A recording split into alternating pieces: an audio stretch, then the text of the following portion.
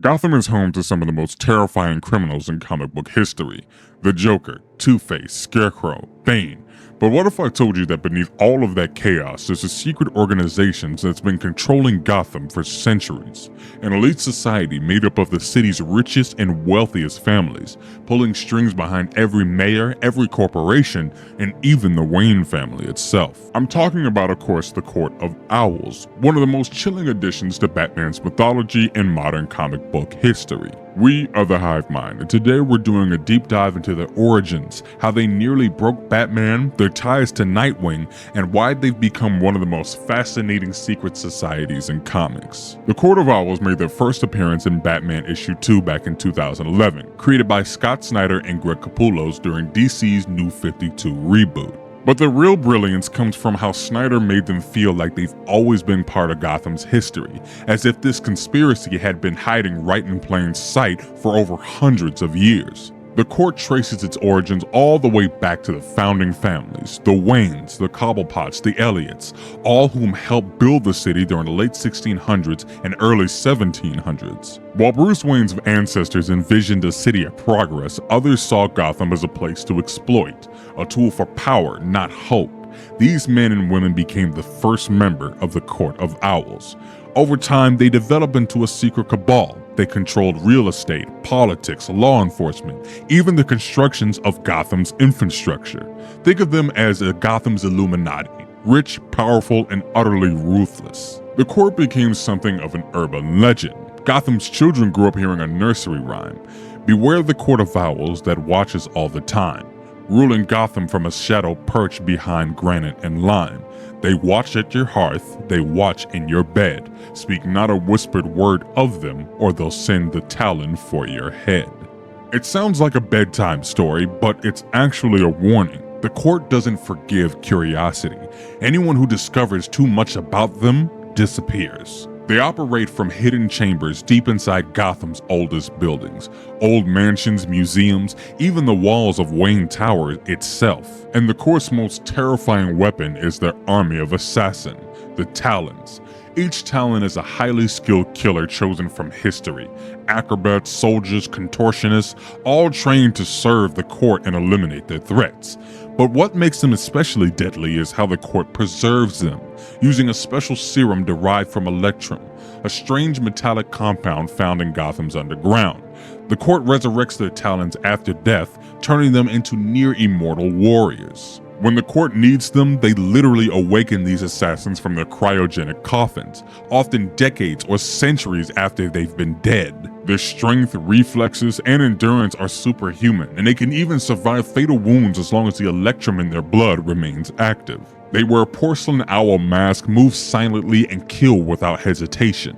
Each Talon represents a different era of Gotham's bloody history. One of the most notable Talons is William Cobb, a man from the 1800s who became one of the court's most legendary killers. His story, though, connects deeply to a very familiar name. William Cobb isn't just any assassin, he's Dick Grayson's great-grandfather. Long before Dick Grayson became Nightwing, his family performed at Halley's Circus, the same circus, it turns out, that the court used as a recruitment ground for potential Talons. They would watch the performers, gymnasts, acrobats, escape artists, and choose the best to serve them. Cobb was one of those recruits, and he was eventually turned into a Talon after his death. The court saw the Talon in the Grayson family line, and Dick was supposed to be their next chosen assassin. If Bruce hadn't taken Dick in after his parents' death, he would have been claimed by the Court of Owls and turned into another killer in their service. In Nightwing Volume 3 by Kyle Higgins, we see this play out directly. Cobb is resurrected and tries to bring Dick into the court, claiming that it's his destiny. There's this haunting, almost paternal tone to their fight. Cobb genuinely believes he's saving his descendant by forcing him to join. It's a brutal reminder that even heroes like Nightwing can't escape Gotham's legacy. The main storyline, The Court of Owls and Night of Owls, is one of the best Batman stories of 2010s. It starts with Bruce feeling on the top of his game. He's confident, he's rebuilt Gotham, and he believes that he knows every inch of the city. But when a man is found murdered, with owl imagery carved in his body, Bruce starts uncovering traces of a secret society that shouldn't exist. The court eventually captures Batman and traps him inside their maze known as the labyrinth. The sequence is pure psychological horror. For weeks they starve him, drug him, and leave him wandering endless halls lined with portraits of victims who dare challenge them. He hallucinates, loses track of time. It's one of the only times we see Batman truly lose control of his mind. When he finally escapes, barely alive, he returns to Wayne Manor, only for the court to unleash their army of talons in an all-out attack on Gotham. This becomes the Night of Owls crossover event, spreading across all Bat Family titles. Every member of the Bat Family faces their own talon.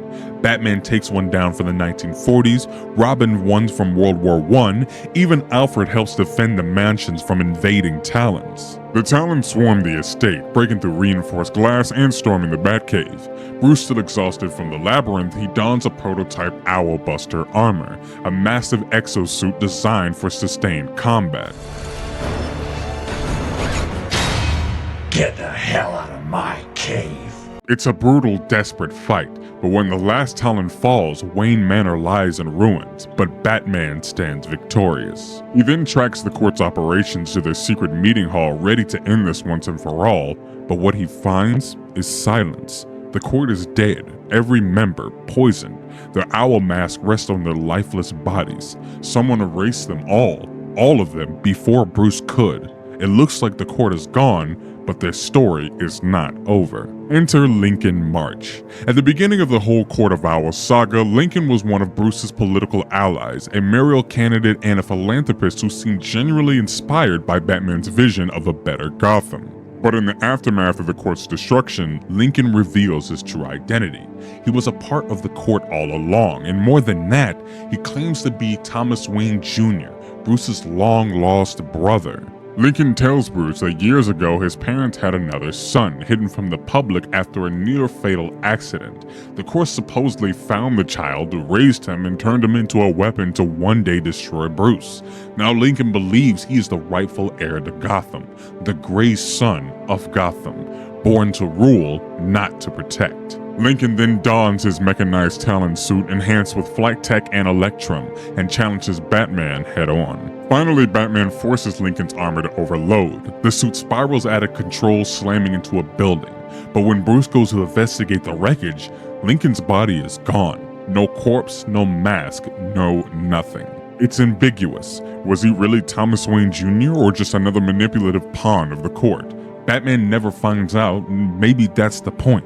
Because in Gotham, truth and myth are the same thing. The court may have died that night, but their shadow still looms large. The Court of Owls didn't end with the New 52. Their influence seeps through Gotham's veins. They've gone after Dick Grayson and tried to reclaim him as the greatest Talon and extended their reach beyond Gotham's walls. And that's what brings us to their evolution, the Parliament of Owls. While the Court of Owls rule Gotham, the Parliament operates on a global scale.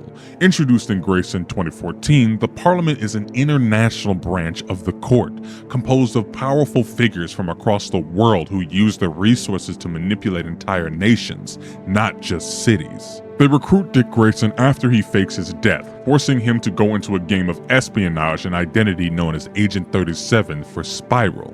Eventually, they try to claim him as their ultimate Talon, the Gray Son of Gotham reborn on their terms. But just like Bruce, Dick refuses to be controlled. He turns their schemes against them, exposing the Parliament's corruption and proving that no matter how far their reach extends, Gotham's heroes always fight back. Eventually, this leads into Nightwing's Rebirth 2016 run, where Dick fully reclaims his Nightwing identity. He uses the Parliament's own resources against them, turning their resources into a weapon for good.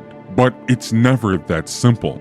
The Parliament influence runs deep, their reach stretching into Europe, Asia, even the halls of other secret organizations in the DC universe. They're even hinted to have connections to Leviathan, Checkmate, and even the remnants of Ra's al Ghul's empire. What's fascinating about the Parliament of Owls is how they reframe the court's story. The court made Gotham feel claustrophobic, trapped in its own history. The Parliament makes the entire world feel that way. It suggests that Gotham's corruption isn't unique. It's a symptom of something larger. The idea that power itself is the real mask, and the owls simply represent the people who's mastered how to wear it. And even though Nightwing dismantles their operations, much like the Court of Owls before them, you never really know if they're truly gone. Because if the court watches Gotham, the Parliament watches everything.